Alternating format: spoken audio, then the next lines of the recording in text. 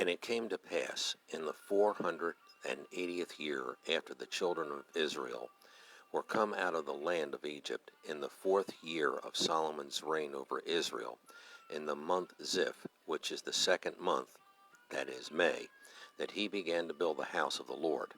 1 Kings chapter 6, verse 1. As the tabernacle in every respect of its structure presented Christ in his atoning, mediatorial, and intercessory work, likewise the temple did the same, but with one difference.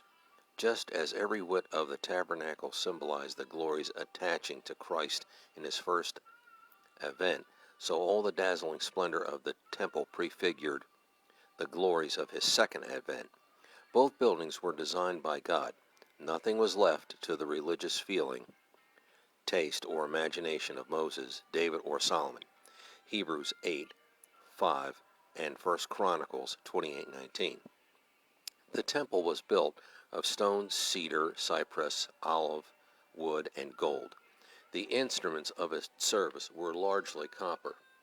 These materials set forth the deity, the precious and sinless humanity, and the strength, the grace, and the governmental power of Christ. As this temple was built without outward noise, meaning there was neither hammer nor axe nor any tool of iron heard in the house while it was in building. Chapter 6, verse 7. So was Christ, the true temple, prepared of God without observation. Luke 17, verse 20. And Hebrews 10, verse 5. In the tabernacle there was a veil between the holy place and the Holy of Holies.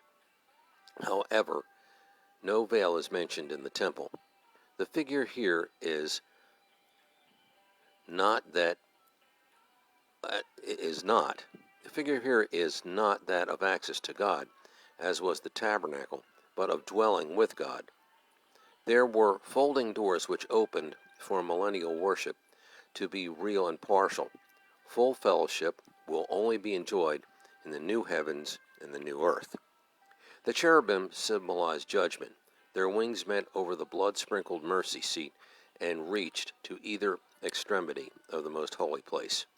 In fact, the most holy place was 30 feet wide, 30 feet long, and 30 feet high. Chapter 6, verse 20.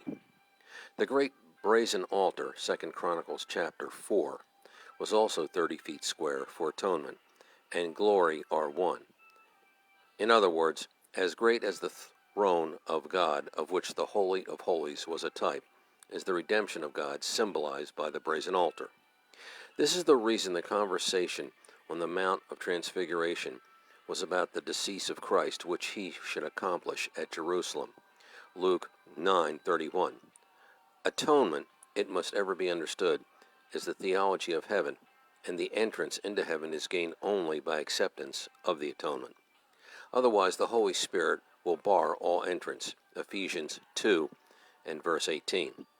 The cherubim of gold, attached to the mercy seat and made of the same mass of gold, looked downward upon the sprinkled blood.